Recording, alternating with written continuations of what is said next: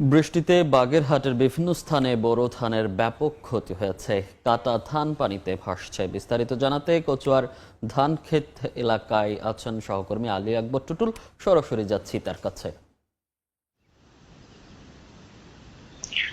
বাগেরহাটে গত দুদিনে যে বজ্র বৃষ্টি, এই বৃষ্টির ফলে আসলে যে ভোরো চাষিরা আসলে খুবই তারা লোকসানের মুখে পড়েছে। যদি আমরা বলি যে আসলে গত দুদিনে যে বৃষ্টি হয়েছে তার ফলে কিন্তু আসলে কৃষকরা তাদের কিন্তু স্বপ্নের যে সোনালী ধান সেটা ঘরে তুলতে পারেননি অনেকেই।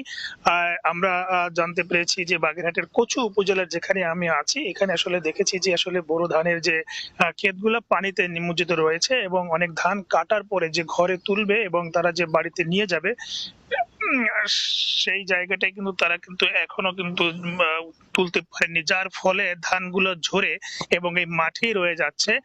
আমরা সকালবেলা থেকে দেখেছি বিভিন্ন যে মাঠগুলো রয়েছে একেবারে সোনালী ধানের মোমো অবস্থায়, সেগুলো আসলে বৃষ্টি এবং যে বাতাস বৈরী আবহাওয়া এবং ধমকা হওয়ার কারণে গাছগুলো সব নুয়ে পড়েছে এবং এছাড়া যে ধানগুলো কাটা হয়েছিল সেগুলো পানিতে কিন্তু নিমজ্জিত রয়েছে, যার ফলে কিন্তু কৃষকদের যে স্বপ্ন সেই স্বপ্ন কিন্তু বাস্তবায়ন হচ্ছে না। অনেকেই বলেছেন যে তারা যে কীটনাশক থেকে শুরু করে বীজ থেকে শুরু করে সব ধরনের যে খরচ, সে খরচ তারা উঠাতে পারছেন না এবং প্রায় 4 বিঘা জমিতে 1 লক্ষ টাকা খরচ করে কিন্তু তারা কিন্তু কোনো কিছুই তুলতে পারেননি। আমরা আসলে এখানে কথা বলছিলাম যে বাগেরহাটের যে বিভিন্ন উপজেলাতে যে কৃষকরা রয়েছে তাদের সাথে। তারা বলছে যে আসলে পানিতে একেবারেই পানিতে টইটুম্বুর বিভিন্ন নিচু এলাকাগুলোতে, যার ফলে বিভিন্ন জায়গায় যে ধান এবং সেই ধান কিন্তু তারা কিন্তু উঠাতে পারেননি এবং কৃষকের মূল্য অনেকটা বেশি।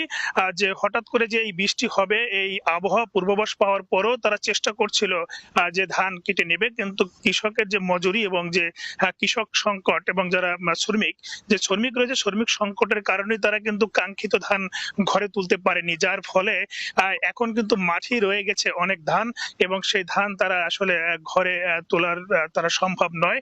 এবং তারা বলেছে যে আসলে যে একদিকে যেমন কিছুদিন আগে শিলাবৃষ্টি হয়েছিল, এরপরে কিন্তু আবার যে বজ্র বৃষ্টি এবং এই যে বৈরী আবহাওয়ার কারণে কিন্তু আসলে এই অঞ্চলে উপকূলীয় এলাকা বাগেরহাটের একদিকে যেমন লবণাক্ত, অন্যদিকে যেরকম এই যে বৃষ্টির ফলে কিন্তু আসলে মানুষ এখন তারা এক ধরনের দুশ্চিন্তার ভাঁজ তাদের মধ্যে রয়ে গেছে। এখন তারা কিন্তু বলছে যে আসলে সরকারের সহায়তা ছাড়া আবার ঘুরে দাঁড়ানো খুবই কষ্টকর হয়ে যাবে।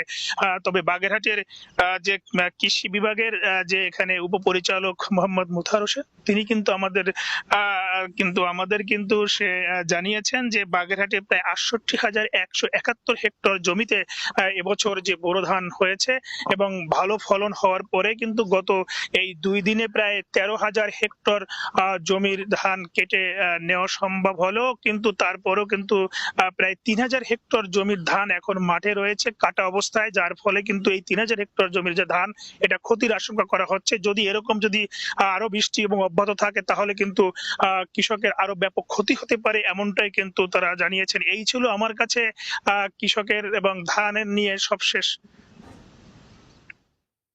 সরাসরি যুক্ত ছিলাম বাগেরহাট থেকে।